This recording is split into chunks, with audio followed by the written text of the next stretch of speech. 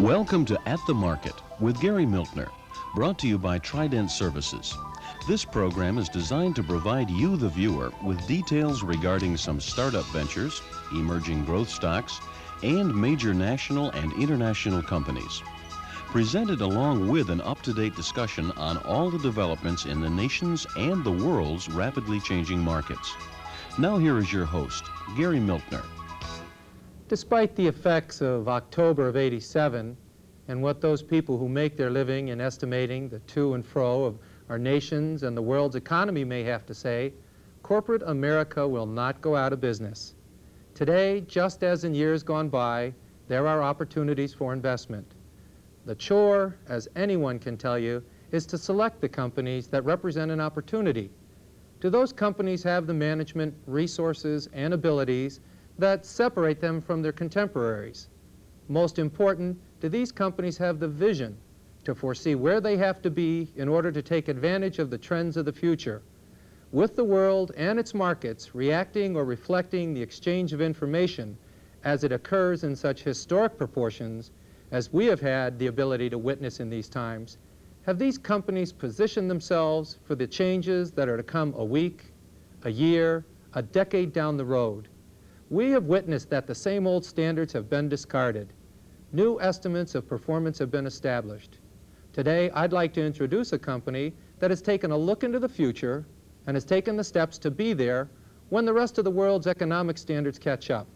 I'm very proud to introduce Mr. David Hite, Vice President and Director of Veronix Resources Limited, a Canadian natural resources marketer. David, was there a crystal ball in the conference rooms or the chief executive officer's office when he decided to pick the Pacific Rim as the focus of your development? Well, I don't know that we had a crystal ball per se, Gary, but we certainly looked at the Pacific Rim as one of the large growth sectors and one of the last untapped frontiers in natural resources, particularly in oil and forest products. We went into the Pacific Rim looking to establish a base there, and we're fortunate to get into Indonesia and get ourselves a oil contract area of 72,000 acres with proven oil reserves. As a small cap company, we needed to have some of the risk reduced for us, and we couldn't afford to go out wildcatting, so we went to proven oil reserves. And we now have 50 million barrels of proven recoverable oil that we've been very fortunate in this past 5 years to get into production. We have some names that we are going to be passing around. I'd like to bring some of these terms up in front of our public, show them exactly what we're talking about. We're going to be talking about the ANIM basis. So let's bring some of these pictures up and let them talk about Veronix Resources. Veronix Resources is traded on the NASDAQ. Its symbol is VEOXF. Veronix Resources, beyond oil and gas, also works in the realm of gold. And third division, which is a minor portion of the business right now, but as I can tell from David's discussions, an area of future growth, wood chips. And I have a little curiosity as far as that's concerned, so we'll talk about that. Let's get back to oil and gas, though, first. Talk about why the ANIM contract area, why Indonesia, what kind of relationship? Is it difficult to work there? Do you have constraints that you work against, or is it a positive economic atmosphere? Well, Indonesia is certainly a positive economic atmosphere, but there are certain difficulties in working in any third world developing nation. There are bureaucratic hurdles that we have to overcome. Indonesia is an archipelago of 13,000 islands, and we're on the island of Sumatra. We're in the middle of the jungle, and we had to go in and do a rehabilitation of this entire oil project. It entailed rebuilding the roads, installing a base camp, providing for water, sewage, electrical, which is through generators, and building a 12-mile pipeline. In doing all of this, we had to import a lot of material, so we had to work through the bureaucracy, and there were obstacles we had to overcome. Sumatra's right on the equator. We had monsoon seasons, which were, again, a different type of obstacle to the bureaucracy. We really can't predict how the rains are going to come, but it was just another obstacle. And during the last 3 years, Veronix has been very successful from a management point of view of overcoming these obstacles and getting into production? It would almost seem, when we talk in my introduction, I mentioned historic proportions. You'd faced adversity in historic proportions with the economic atmosphere in oil and gas going from a top price of $35 a barrel, declining prices. You faced all this, and yet you were able to bring on this field. It seems almost incomprehensible that you're able to do this. Yes, it was quite a number of obstacles to overcome, and it's been a problem for the stock in terms of integrity and credibility in the marketplace. A lot of the investment community, recognizing what's been happening with the price of oil and gas, have looked at Veronics and really haven't been willing to believe the story. We have 50 million barrels of proven recoverable oil, a very, very big asset for a small company like us to have. And I don't think the investment community really believed we could get into production. We've now accomplished that and are into cash flow. Well, with that, I think the first cash flow you realized was November of '87. That's correct. A month after what was considered the history of the market, Veronics makes history and brings on its first oil and gas. I'm amazed. What are the, is there any question as far as the 100 million barrel capability? Is that all recoverable? Can you talk to the issue of what is recoverable and what do you have to just leave in the ground, so to say? Well, anytime you're working in an oil field, there's always a question of how much oil you can in fact recover. We have recent reserve analysis that were done by Core Laboratories, a subsidiary of Litton Industries, that indicate that we have 50 million barrels of proven recoverable oil. We have probable reserves of 100 to 125 million barrels of oil. From a long-term point of view, it's difficult to say at this point what our recovery factor will be in these fields. When we talk about proven recoverable oil, that just includes the portion that we'll be able to bring out of the ground based on the geophysicists and the geological estimates of this structure. Well, with that geological estimate, as you bring the oil to the ground, you have to get it to markets. I think it might be important to mention to the possible investors, the viewing public here, maybe one advantage that you offer as this resource company with your markets with Indonesia. I think you brought that out to me, and I think it's worth mentioning to the public at large. That is a very good point, Gary. A lot of people look at us and they say, with the glut, how can a small oil company go out and market what they have? We don't have to market our oil. We have a contract with Pertamina, the Indonesian state-owned oil company, that they will take all of the oil we produce. Our delivery point for that oil is where our pipeline intersects their pipeline, which is 12 miles down the road, and there's a meter there, and that's the take point. We're paid at the meter based on the oil we pump to them. And as a result, we have no marketing expense, and we have no delivery and transportation expense. Two very, very hard items to control in the world, and our oil is a small drop in the bucket to Indonesia's total requirements, so that there's no fear from the standpoint of the future of Veronics that we'll be able to market all of our oil. We anticipate being able to produce 10,000 barrels per day by the end of this year, and our pipeline has capability up to 20,000 barrels a day, which we hope to exceed in 1989. Well, David, I want to take a second here and introduce Mr. Jerry Bernard of Primus Financial Services. Excuse the stumble there, Jerry. But Jerry, what got a regional brokerage firm in Grand Rapids, Michigan, interested in a Canadian natural resources company? Well, I've basically always been interested in hydrocarbons and oil and gas. And perception, I'm a big one on perception. Whenever something is perceived to be out of favor, I've always been under an opinion that that's the time for us to be looking at it. It's a contrary type of view. I think it makes sense. I think there's no sense in ever doing anything when everybody else perceives it to be so, because it's too late. When everybody knows that it's too late. Well, right now, nobody's looking at oil and gas, or very few, and those who are, in my opinion, are the astute, very astute people. David, when you take a look at the cross-section of the investor or the shareholder, is it the contrarian who owns Veronics? Well, we feel that the bulk of our shareholders are people that are interested in hard assets. Our company has a definite asset value based on our recoverable reserves, our gold reserves, and some appraisal values of our forest reserves. These are hard assets that can be divided by the number of shares, and you can see a real value in the shares.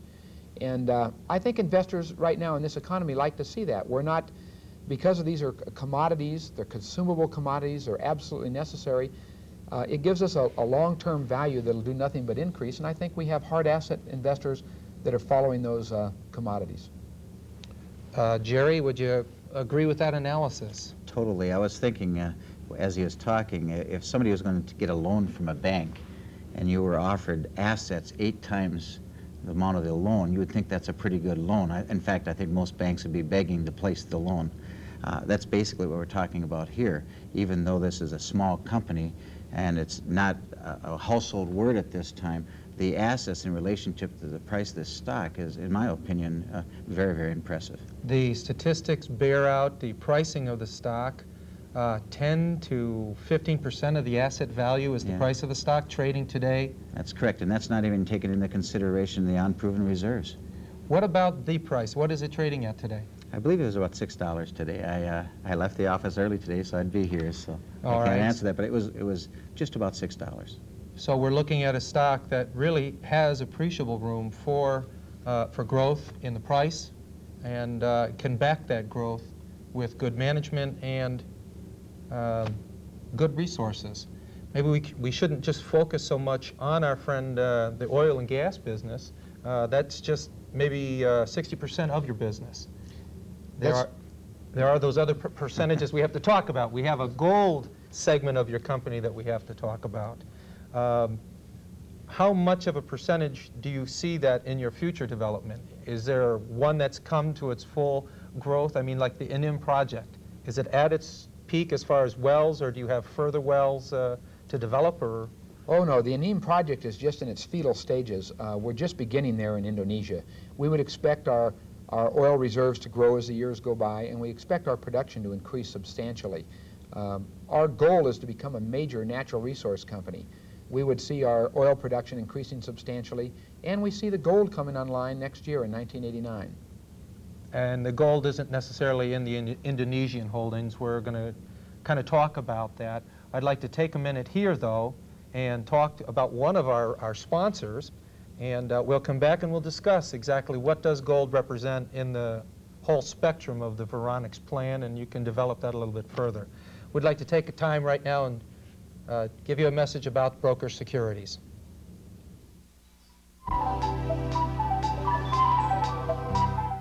I know when the percentages are in my favor. That's why I invest with Broker Securities. With Broker Securities, Wall Street is as close as my phone. All I have to do is dial their toll-free 800 number, and one of Broker Securities' experienced account executives carries out my instructions promptly.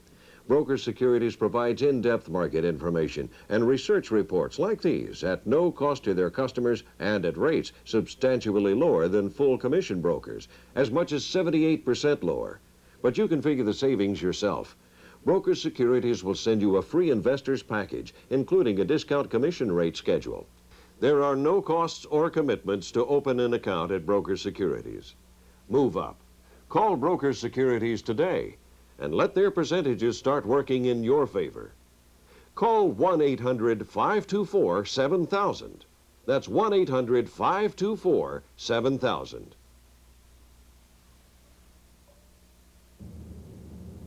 Welcome back.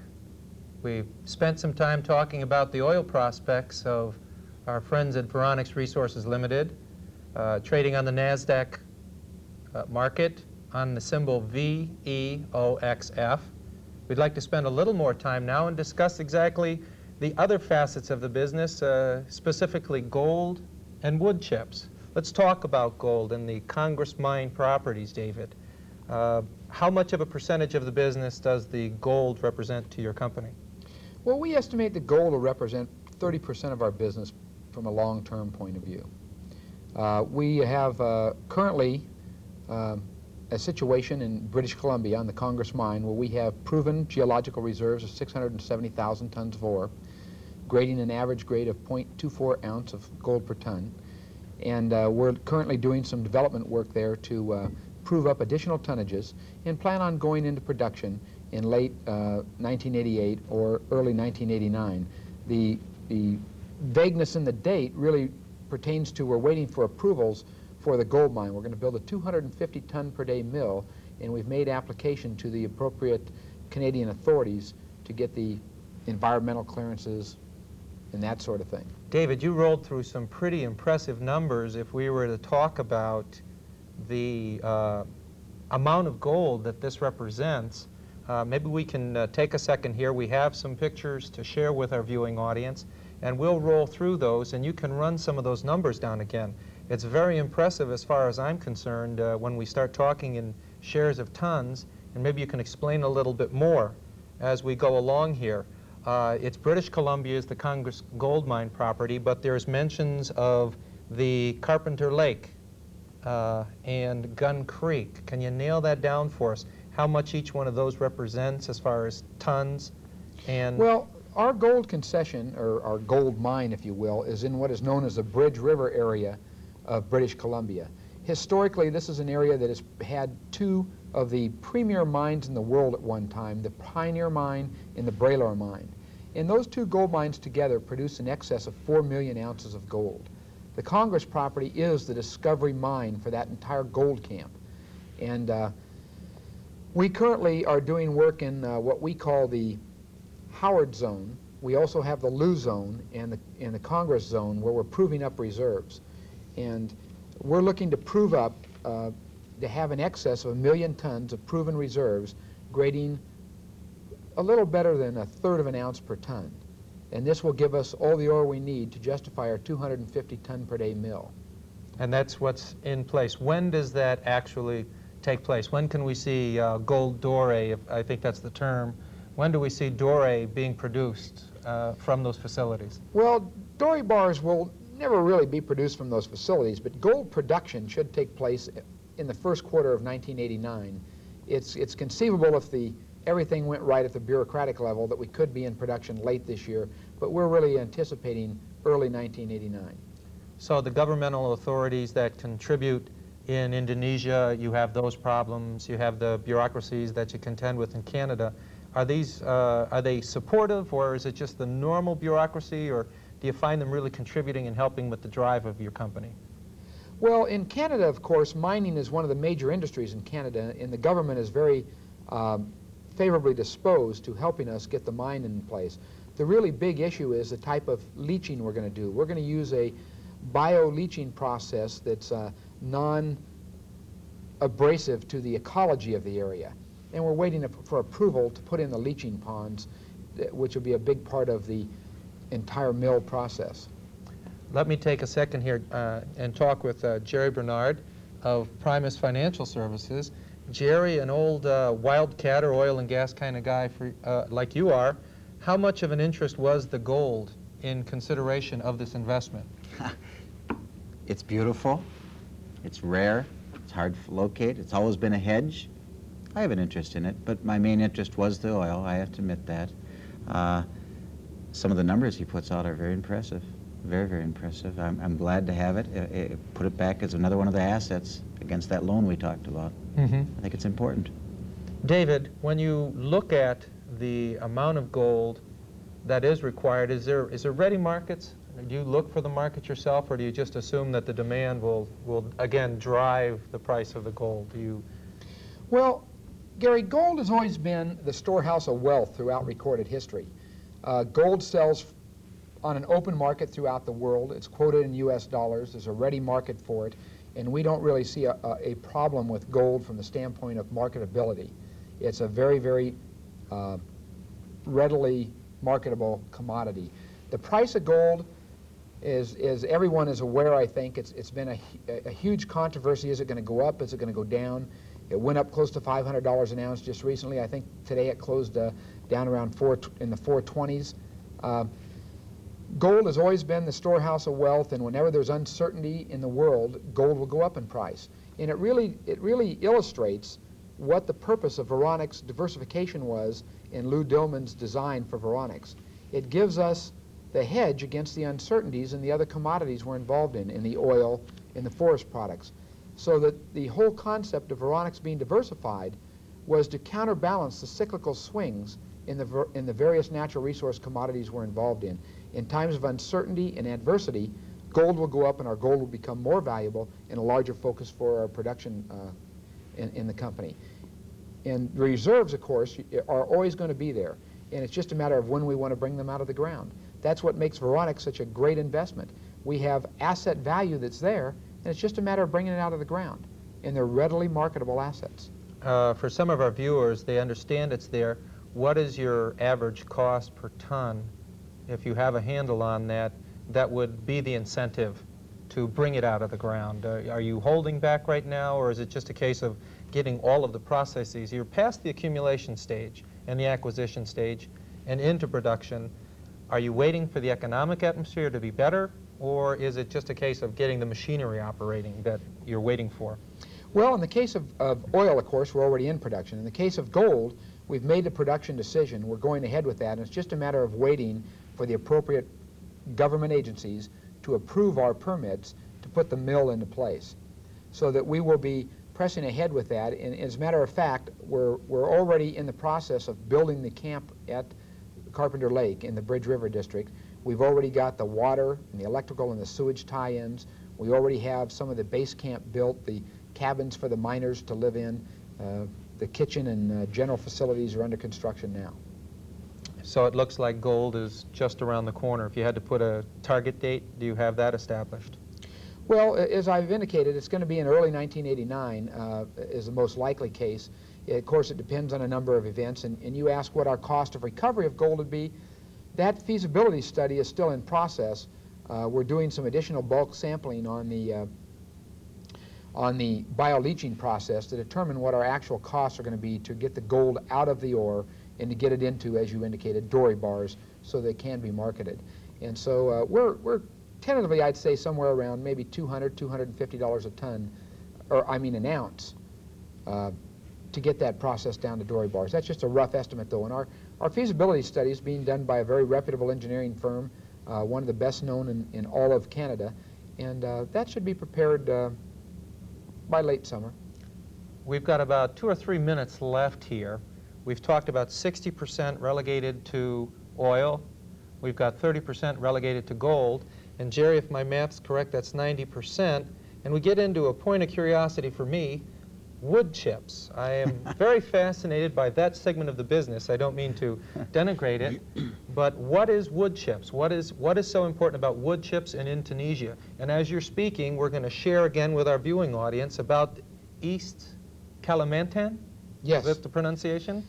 Yes, our wood chips, we have forest concessions on the island of Borneo, which is now known as Kalimantan, and we have ours specifically in East Kalimantan. Wood chips are key to the paper and pulp industry. Those are the raw material that drive paper and pulp, and of course the demand for paper is growing very vigorously. We see the demand growing in double-digit rates throughout the end of the century, and we would anticipate that the wood chip market is going to be a very, very good opportunity for Veronics. However, it is a capital-intensive market, and as such, Veronics has put it on the back burner until 1990 or 1991 when we'll begin building our wood chip plants. When they are built, they'll produce about $20 million per year for each plant in revenue, and we anticipate building 3 plants. So that we would anticipate having them be a very, very large contributor to our growth throughout the 1990s. Something that hasn't been mentioned so far, and I think it is worth of note, because we are talking vision, we are talking future, the respect that you seem to have gained from the Indonesian people and your concerted effort to hire, to use people in the area in a non-exploitative basis is something I think worth mentioning. That is a good point. As an important part of the continuing success in the Pacific Rim that's illustrated in the February 22nd issue of Newsweek. They talk about the insight that you have to have when you approach the Pacific Rim. Maybe you could color in some other information that might be worth or of note to our investing public. Well, it is very noteworthy that we have been able to develop a very desirable relationship with the Indonesian government. We view ourselves as joint venture partners in helping Indonesia really start to bring the development of their natural resources into the country itself, as opposed to being exploited by outside interest. So that we're joining in with Indonesia in helping them develop their natural resources. And forest products are one of their big natural resources, as is, of course, oil. Well, David, I think this has been enlightening. I am thrilled with the prospects of the company. I'd like you to be back here and let us know. Maybe we can sit down one of the dories when it first comes out of production and come back on the program and share with us the developments as they come by. Jerry, I'd like to thank you for coming today and sharing your insight and why you invest in this company. Thank you. We're going to take a break now, and we'll be right back. Lifetimes. They're made up of hopes and dreams, pain We regret to inform you, Mrs. Nelson. and sorrow. Wear braces, but they won't keep her from being in. Each moment carefully locked in memory. Life isn't always easy, but can you imagine never having had the chance to experience it? Life, it's irreplaceable. Welcome back. Today we introduce to you Veronix Resources Limited, a diversified natural resource company with international holdings in gold, oil, and forestry products. If you want additional information regarding this company, use the phone number that's been flashing across the screen, 1-800-426-9919, and we'll rush a kit to you detailing all of the information that we've discussed during today's program.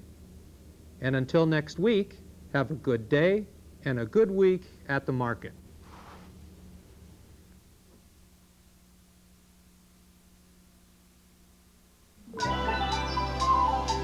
For further information regarding the company or panelists appearing on today's show, please phone us today at 1-800-426-9919.